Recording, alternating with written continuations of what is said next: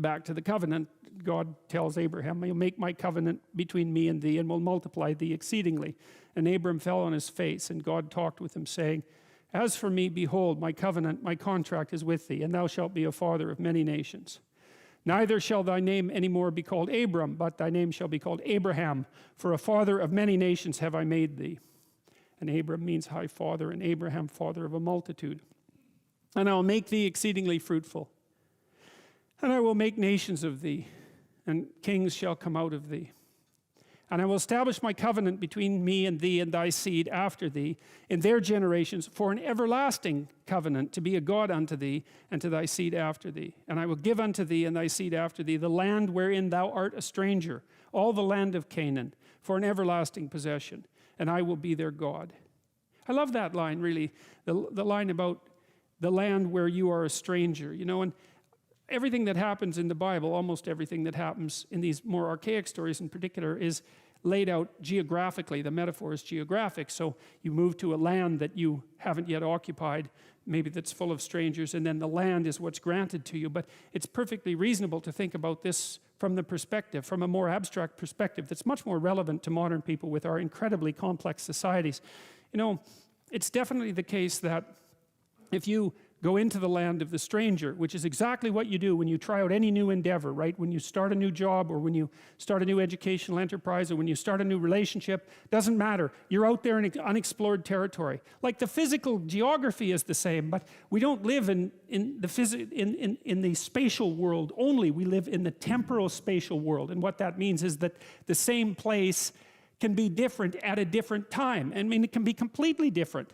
And so if you're in your house, but you have a new person in your house, well, your house is new for all intents and purpose, because the territory surrounding that new person is the territory of the foreigner, essentially.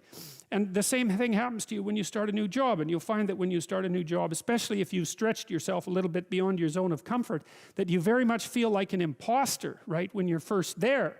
And then the question is, well, how do you master that? And the answer to that seems to be, well, it seems fairly straightforward. If the place that you're in has any degree of possibility, if it isn't inhabited by demons, so to speak, the best way to act is to lift your aim upward and attempt to get your act together, and to tell the truth, and to live a meaningful life, and to do difficult things, all of that.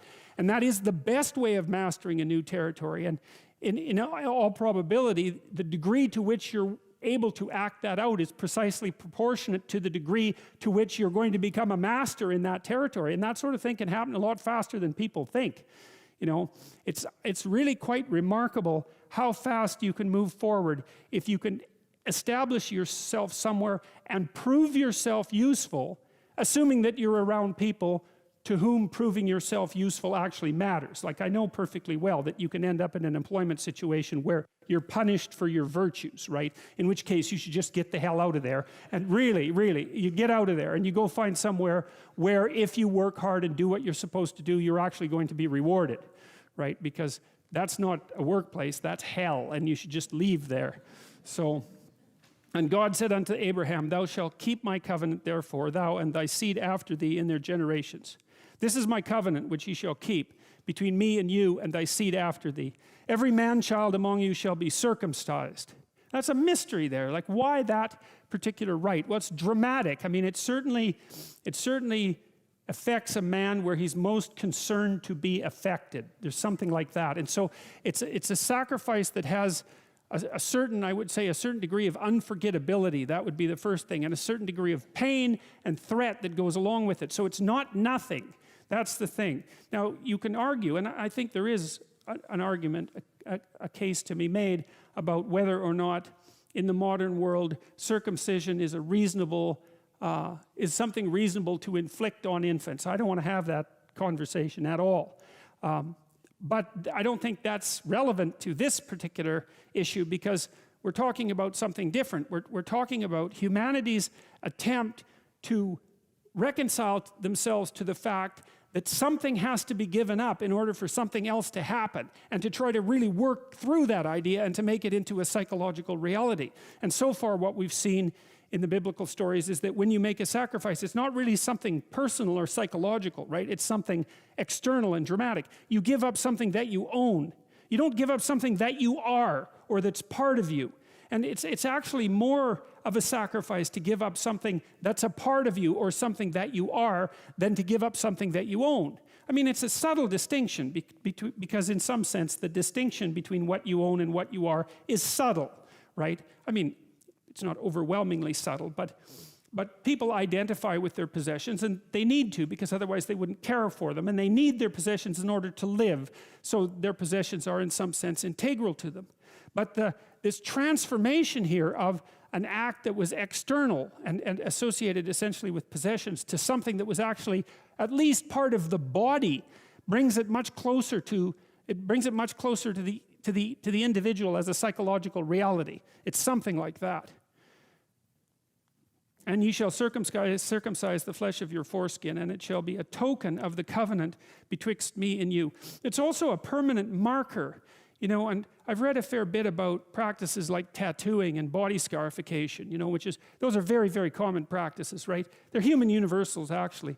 No matter where you go around the world, I mean, you see a couple of things. First of all, almost without exception, people wear clothing. And sometimes it's relatively minimal clothing, and often it's more decorative than protective, but it's almost inevitably clothing. And the other thing that you see is that people do scarify and tattoo themselves, and they do that in some manner to catalyze their identity, right? They're trying to transform themselves from a generic person in some sense to a person that's been designed by their own hand. It's something like that. It's a marker of developing identity, and some of it seems to be catalyzed with pain. You know, the modern people who tattoo, and I'm not saying that I'm in favor of tattooing, because actually I'm not, but that's my own particular bias, and if you have a tattoo, that's fine with me.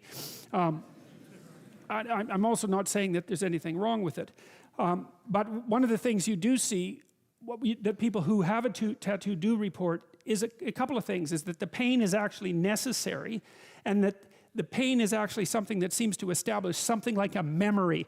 So, well, it's a memory because of the pain, because you bloody well remember things that hurt. But it's also a memory because it's actually etched on you, right? It's not something that you can just abandon and forget. And so a circumcision is exactly the same thing. It's like you don't forget it because it's part of you. And so it makes a good token for a covenant. And so that seems to be the rationale here from speaking from a psychological perspective. It's to indicate as well that the damn thing that's happening is serious. And I think also that was the case with the earlier sacrifices of animals. It's like, modern people don't do this. Like, you don't know how serious you would take a vow if you sacrificed a goat in your backyard. You know, it's actually a very dramatic thing to do. You know, you think about it as primitive, and perhaps it is archaic, and no doubt it is. But it's also to take the life of something and to spill its blood. That's no joke. That's something you remember, especially if you haven't done it before. And we actually don't know what we would need to do in order to take some things seriously. You know, because we all do things like make New Year's resolutions about how we're going to be better people, and we don't do it. And the reason for that, at least in part, is because we don't know how to make the sacrifice sufficiently bloody, let's say, so that we remember that it's necessary, right? We don't take it with seriousness. We don't think, I should quit smoking because I'm going to die. And we don't think through what that means, like coughing your lungs out for 3 months in a hotel bed while your entire family is like half repulsed and horrified and sorrow-stricken at the fact that this has happened far too early. You know, we won't make that real enough to make it serious. And without that seriousness, we won't do it. So there's something to be said for rituals of seriousness, and I think this is one of them. And he that is 8 days shall be circumcised among you, every man-child in your generations. He that is born in the house or bought with money of any stranger, which is not of thy seed. This is from Charles John Ellicott, who is Bishop of Gloucester. The fitness of circumcision to be a sign of entering into a covenant, and especially into one to which children were to be admitted, consisted in its being a representation of a new birth by putting off the old man and the dedication of the new man unto holiness. It's like a baptism. That's right. That's what's echoed there. And of course, baptism is a return to the pre-cosmogonic chaos, because that's what the water indicates, and a return to the source of life, and then the renewal that comes along with it. So it's a sacrificial idea in some sense, that if there's to be a new you, that the old you has to dissolve, has to return to the solution from which it emerged initially and to reconstitute itself. And so there's an echo of that idea here. The flesh was cast away that the spirit might grow strong. And the change of name in Abram and Sarai was typical of this change of condition. They had been born again and so must again be named. And though women could indeed be admitted directly into the could not indeed be admitted directly into the covenant, yet they shared in its privileges by virtue of their consanguinity to the men who were as sponsors for them. And thus Sarai changes her name equally with her husband.